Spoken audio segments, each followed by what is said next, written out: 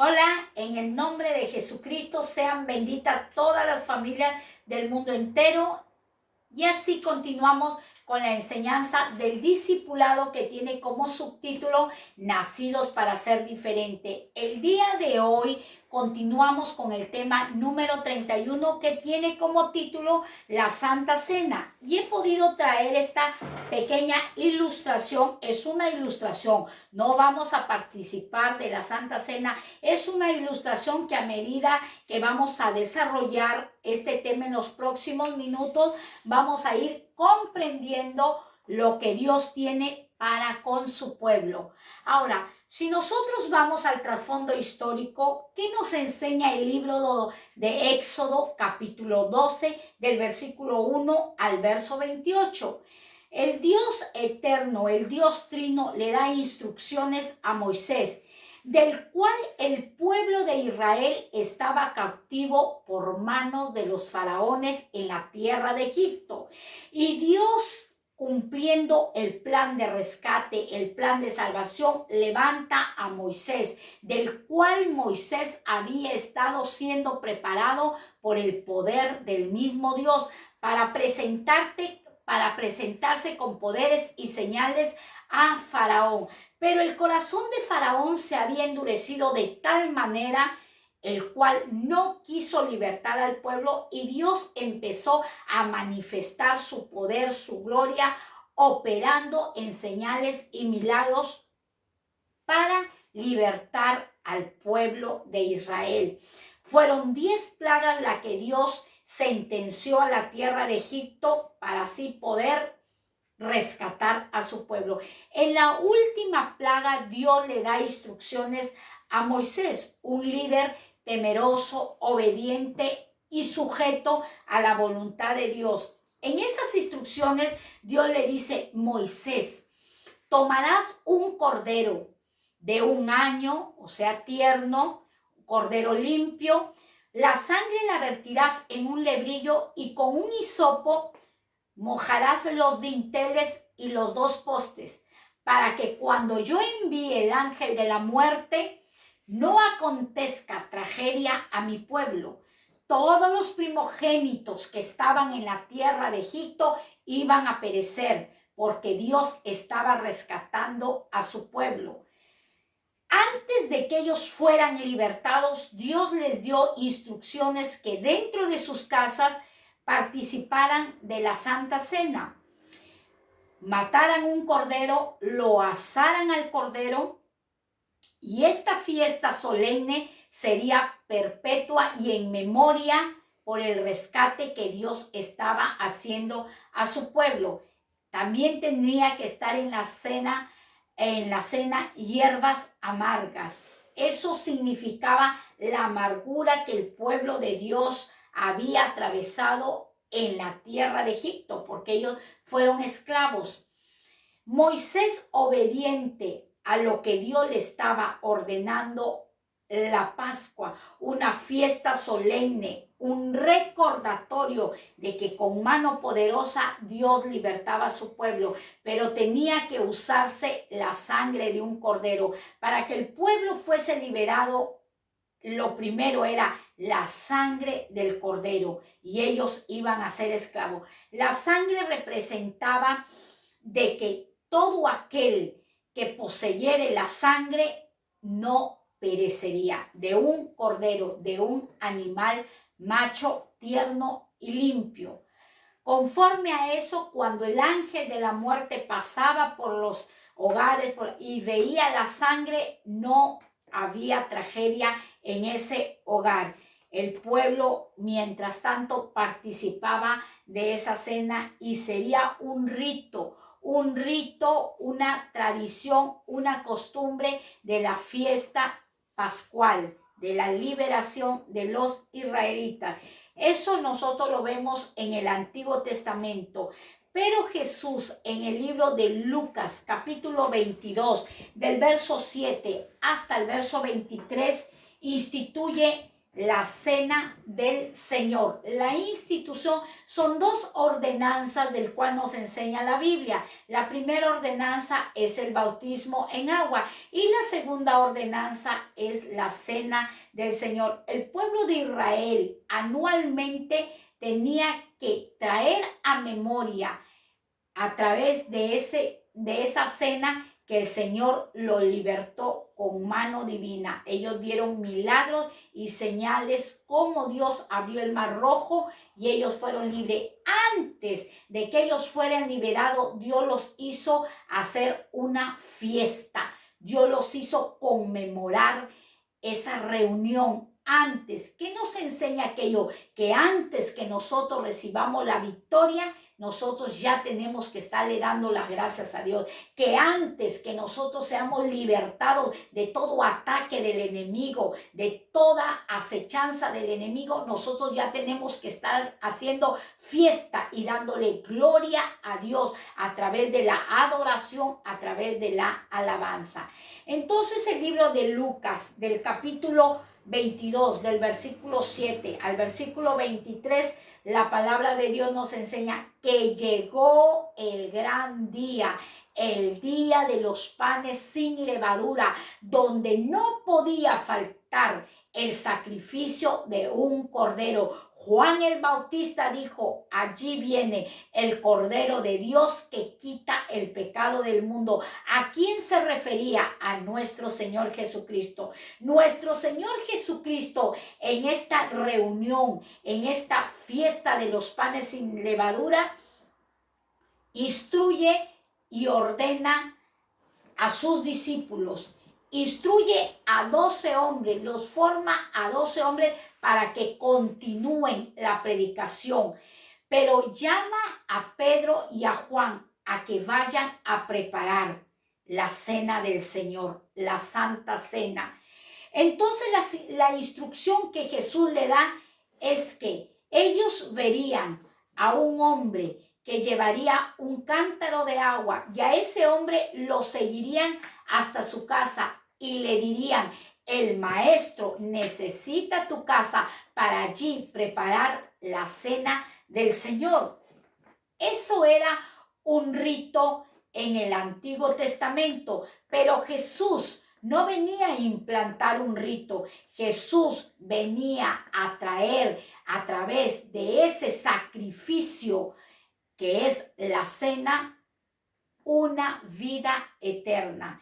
¿Qué significa para el creyente la cena del Señor? Es la pasión, muerte y resurrección de nuestro Señor Jesucristo.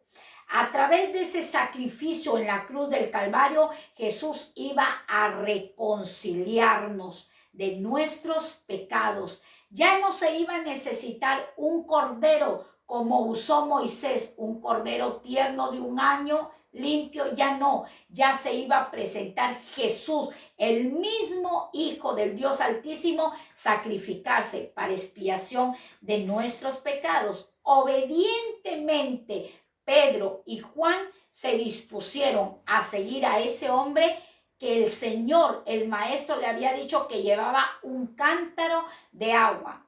En esos tiempos era difícil ver a un hombre con un cántaro de agua, porque eran las mujeres que llevaban el cántaro de agua. Pero esa señal abrió. ¿Qué hizo esa señal? Abrió un acceso para que nosotros fuésemos beneficiados con la vida eterna. El sacrificio en la cruz y la institución de la Santa Cena era que Dios iba a iniciar un nuevo pacto, un inicio de bendición para todo aquel que le recibe como su Señor y su Salvador. Ellos hablan con este hombre y le dice, el maestro necesita celebrar la cena. El hombre los guía a un aposento alto. En ese aposento alto era amplio, pero solo se reúnen 13 hombres. Entre esos 13 está nuestro Señor Jesucristo, sus 12 discípulos, 12 discípulos del cual el Señor los estuvo formando aproximadamente 3 años para que ellos continuasen la labor que Él había iniciado. ¿Y cuál era esa labor? ¿Cuál era esa asignación? De seguir predicando el Evangelio de nuestro Señor Jesucristo. Cuando estuvieron todos reunidos, Jesús expresó estas palabras y dijo: cuánto he deseado estar con ustedes y compartir la cena del Señor. Era una institución, era un rito que todos los israelitas hacían anualmente. Pero antes de Jesús decir que deseaba cenar con sus discípulos, él había estado en el monte de Getsemaní llorando, clamándole al Padre: Padre, si es tu voluntad, pasa de mí esta copa, porque él sabía a lo que iba, él sabía a lo que iba a presentar su cuerpo en sacrificio vivo por los pecados de toda la humanidad, de todo el mundo entero. Dicho esto, Jesucristo llega la hora donde tenían todos que participar. La hora llega. Todo tiene su tiempo en nuestras vidas. La Biblia nos enseña en Eclesiastés que todo tiene su hora. Todo tiene su tiempo. Tiempos de llorar, pero también hay tiempos de reír.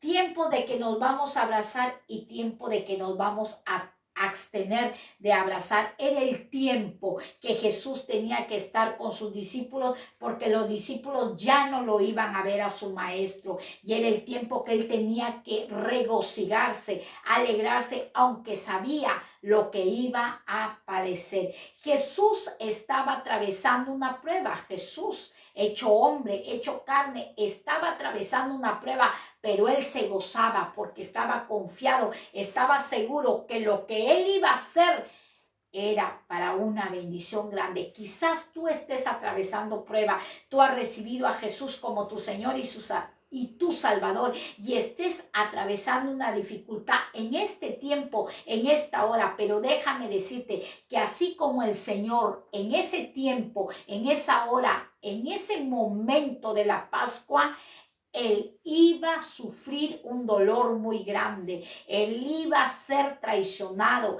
él iba a sentir todos los pecados de la humanidad, pero él estaba convencido que el que lo había enviado iba a cumplir su propósito en su vida. Todos nosotros atravesamos dificultades, todos nosotros atravesamos adversidades, pero déjame decirte que el que nos ha llamado, Él ha prometido que Él pelea la batalla por cada uno de nosotros. En ese momento Jesús llega el tiempo, ya está todo preparado, Jesús ya había dispuesto la Santa Cena, pero era necesario que sus discípulos prepararan. ¿Eso qué nos enseña? Que es necesario que nos preparemos, que es necesario que nos preparemos cada día, porque va a haber un gran evento, un gran acontecimiento, un gran suceso. El Señor viene pronto. Él le dijo: es la última cena. En el Éxodo 12 era la primera Pascua que celebraba, la primera fiesta solemne perpetua por generaciones, un recordatorio, traer a memoria que el Jehová Dios de ejército los había libertado, pero Jesús estaba cumpliendo la ley, cumpliendo, compartiendo con sus discípulos, pero no estaba el cordero en la mesa, y los discípulos no se dieron cuenta que el cordero no estaba, y los israelitas siempre ponían su cordero asado, pero en ese momento no estaba. ¿Por qué no estaba? Porque Jesús, el Hijo de Dios, era el cordero que iba a esa cruz para expiación de los pecados. Entonces, dicho esto, dice que Jesús compartió, bendijo la copa y lo repartió a sus discípulos. Lo entregó a sus discípulos. Dijo: no más volveré a compartir esta cena con ustedes hasta que venga el reino de mi Padre. Y beberemos del fruto de la vid. ¿Qué es lo que Jesús le estaba diciendo? Esta es nuestra despedida. Pero mi despedida va a ser dolorosa para ustedes, pero va a ser un triunfo. Hay cosas que son dolorosas para nuestra vida, pero detrás de ello, si nosotros continuamos llevando una relación íntima con el Señor, va a ser de gran bendición, va a ser de gran victoria. Entonces Jesús levanta el pan.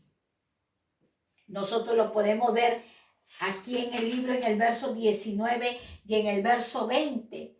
Todo apuntaba que el Cordero de la Pascua era nuestro Señor Jesucristo. Nosotros podemos ver en el libro de Juan, capítulo 6, versículo 51, si no me equivoco. Juan capítulo 6 dice que el pan descendió del cielo. ¿De qué pan hablaba? De un pan vivo, el pan vivo que es nuestro Señor Jesucristo. Juan capítulo 6, el pan descendió del cielo, desciende Jesús, Él es el pan. Jesús en la Biblia se representa como la puerta, como yo soy el camino, yo soy la vid verdadera. Jesús, esa es la vid verdadera. Nosotros somos los pámpanos y Jesús dice, el pan es mi cuerpo vivo que lo voy a presentar en un calvario, porque para salvación tenía que haber derramamiento de sangre, Y Jesús le dice, mi cuerpo que por ustedes es entregado, por nuestros pecados Jesús se entrega. ¿A quién? Al imperio romano. Jesús se entrega a que lo crucifiquen. Mi cuerpo por ustedes será golpeado, flagelado, maltratado. Y luego Jesús, de haber dicho aquellas palabras, levanta la copa, fruto de la vid, la copa. ¿Qué simbolizaba la sangre de Jesús? El pacto, el nuevo pacto que Jesús hacía con todos aquellos que le reciben y anhelan tener una relación íntima. El nuevo pacto, ya no el antiguo pacto, ya no con un corderito, un animalillo, no, sino con un cordero, el Hijo de Dios, la sangre de Jesús iniciaba un nuevo pacto con mejores promesas. Un nuevo pacto. La sangre de Jesús nos reconcilia con todas las cosas que están en el cielo como las que están en la tierra. La sangre de Jesús hace la paz entre los hombres y Dios. Es la sangre de Jesús la que nos salva y nos limpia de todos nuestros pecados. Así amontonemos jabón y lejía, la mancha de nuestro pecado está delante de la presencia de Dios. Ahora, ¿por qué Jesús representó su cuerpo como el pan? Porque el pan es un nutriente, el pan es un alimento y Jesús va a ser el alimento para nuestras almas. El pan que es su palabra que va a alimentar, va a nutrir el alma cansada, el alma sin esperanza, el alma abatida. Es su palabra la que nos va a transformar, la que nos va a cambiar, la que nos va a limpiar y su sangre es la que inicia un nuevo pacto. Un pacto, una relación con Dios, un contrato con Dios, más que un contrato con Dios, más que un contrato, porque hay contratos que se disuelven y luego pagan un interés más, pero aquí es más que un contrato. Jesús dando su propia vida por toda la humanidad. Pero terminado de haber compartido la Santa Cena, Jesús dice, pero aquí hay uno que me va a traicionar, hay un infiltrado. ¿Quién era ese infiltrado? Un hijo del diablo, uno de sus discípulos que había abierto un acceso, una puerta a la avaricia, a la codicia, a la malicia. ¿Y ese quién era? Judas Iscariotes, en toda la reunión que Jesús tenía de sus discípulos había un traidor. ¿Eso qué enseña, iglesia del Señor? Que tenemos que ser muy cuidadosos porque el enemigo puede contaminar nuestro corazón. La Biblia enseña que no debemos comer la cena indignamente, no debemos abusar de la cena indignamente. Judas abusó de la cena indignamente y traicionó a su maestro, pero Jesús dijo, ay de aquel que me traicionare, ay de aquel, mejor hubiese que no hubiese nacido. Era el hijo de perdición, era el hijo de Satanás, Judas Iscariotes, pero esa traición, ese sufrimiento lo llevó a un nivel de victoria Jesús. Yo no sé si a ti te han traicionado, yo no sé si a ti te han calumniado, pero déjame decirte que eso te lleva a nivel de victoria si es que puedes perdonar, como Jesús dijo en la cruz, Padre, perdónalos porque ellos no saben lo que hacen. Un infiltrado en la reunión de un santo, un infiltrado en la despedida de nuestro Señor Jesucristo. El Señor viene pronto, así que no comamos ni bebamos la cena indignamente. El libro de Corintios nos enseña que indignamente los corintios participaban de la cena del Señor indignamente porque tenían divisiones y disensiones. Así que hay que, cuando nosotros vamos a participar de la cena del Señor, preparemos nuestras conciencias, nuestros corazones. La Biblia dice que Dios rociará la sangre del Cordero sobre nuestras conciencias y nos limpiará de acciones o de obras muertas. Así que si tú tenías una inquietud y decías, pero ¿qué es la Santa Cena? ¿Es un ritual? No es un ritual, es un reto a que nosotros cambiemos y no solamente anual recordemos el sacrificio expiatorio de nuestro Señor Jesucristo. Día a día nosotros recordemos lo grande y lo valioso y lo valeroso que fue Jesucristo entregar su vida por todos los pecadores. Por todos los pecadores. Aquel que diga que no tiene pecado lo hace mentiroso a Dios, por todos los pecadores. Así que la Santa Cena es traer a memoria lo que Jesús ha hecho por la humanidad. Es adorar y alabar su nombre cada día por lo que Él hace y hará en nuestras vidas. Ser testimonio cuando participamos de la Santa Cena, ser testimonio que Jesús viene a recoger una iglesia pura, limpia, sin mancha y sin arruga. Así que damos gracias a Dios y si tú anhelas adquirir estos libros, están disponibles en Amazon a muy buen precio.